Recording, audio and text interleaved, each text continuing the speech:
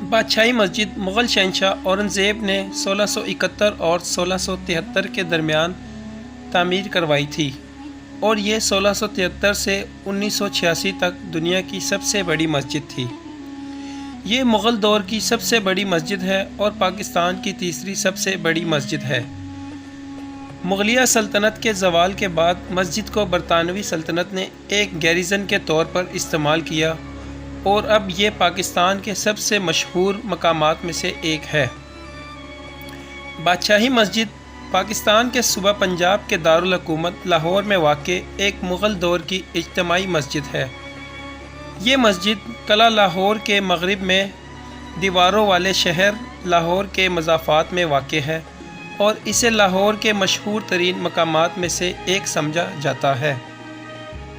بادشاہی مسجد شاہی مسجد چھٹے مغل شہنشاہ عالمگیر عظیم مغلوں کے آخری دور میں تعمیر کی گئی۔ 1673 سے 1674 اور اورنگزیب نے مسجد کی تعمیر اپنے سوتیلے بھائی فدائی خان کوکا کو سونپی۔ مسجدوں کے داخلی دروازے پر لکھا ہوا ہے کہ ابو ظفر محی الدین محمد عالمگیر پادشاہ کی مسجد 1084 ہجری میں ان کے ستاروں میں سے عاجز فدائی خان کوکا کی نگرانی میں مکمل ہوئی۔ اورنگزیب نے لاہور شہر کو ایک انتہائی طاقتور اور متاثر کن تعمیراتی ٹور ڈی فورس کے ساتھ تحفہ دیا۔ موجودہ حالت تاہم ٹھوس اور شاندار مسجد کے ڈھانچے کو اس وقت شاید نقصان پہنچا جب اسے فوجی سٹورز کے ذخیرہ کے لیے میگزین کے طور پر استعمال کیا گیا۔ بین سکھ جنگوں کے دوران 1841 میں شیر سنگھ نے محاصرہ شدہ قلعے میں مہارانی چند کور کے حامیوں پر بمباری کرنے کے لیے جمبورا ہلکی بندوقوں کے میناروں کا استعمال کیا۔ اس لیے بڑی تعمیرات کی گئی اور تباہ شدہ حصوں کو دوبارہ تعمیر کیا گیا۔ تاریخی مسجد کی موجودہ ساختی اور جسمانی حالت بلا شبہ اچھی حالت میں ہے۔ آرائشی محرکات اپنی بے پناہ جسامت اور شاندار شکل کی وجہ سے مغل شہنشاہ کی شان و شوکت کا اظہار کرتی ہے۔ مربع صحن اس کے ہر ایک اطراف کی پیمائش 530 فٹ ہے، جو کبھی ٹھنڈی اینٹوں سے جڑی ہوئی تھی یا کچھ حوالوں کے مطابق بہتے ہوئے پانیوں کے ساتھ ڈھکے ہوئے چینل کے نیٹ ورک کے ساتھ فراہم کی گئی تھی۔ اب اس کی جگہ گرمیوں میں ننگے پاؤں بہت گرم سے سرخ بلوا پتھر سے بدل دیا گیا ہے۔ سرخ سینڈ سٹون اور سنگ مرمر کا امتزاج جو اگواڑے کی سجاوٹ میں استعمال ہوتا ہے مغل عمارتوں میں غیر معمولی معلوم ہوتا ہے، لیکن اکبری عمارتوں میں اس کی بہت کم مثالیں مل سکتی ہیں۔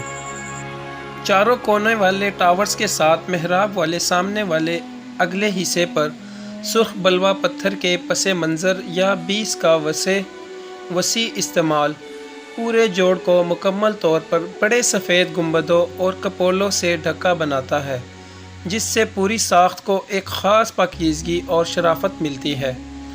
اچھی طرح سے متناسب بلبس گنبد عبادت خانے کی اوپر اٹھتے ہوئے ان کے آخری حصے سورج کی روشنی میں چمکتے ہوئے یادگار کی رونق کو بڑھاتے ہیں۔ 530 بائی 530 فٹ کا صحن اپنی وسعتوں سے مغلوب ہے۔ پورا ڈھانچہ ایک اونچے پلیٹ فارم پر بنایا گیا ہے، جس کے مشرق میں داخلی راستہ 22 سیڑھیوں کی پرواز کے ذریعے پہنچتا ہے۔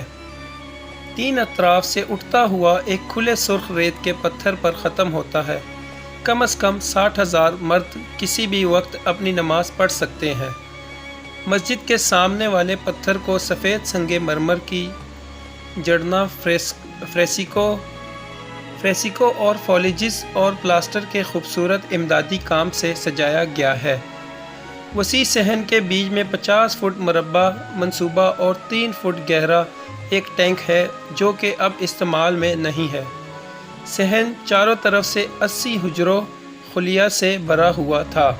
جو مغل دور میں ایک مدرسہ کالج کے طور پر کام کرتے تھے۔ مشرق میں موجود حجروں کو انگریزوں نے 1856 میں گرا دیا تھا۔ بعد میں انہیں دوبارہ تعمیر کر کے لمبے آرکیڈ والے وضو ہالوں میں تبدیل کر دیا گیا۔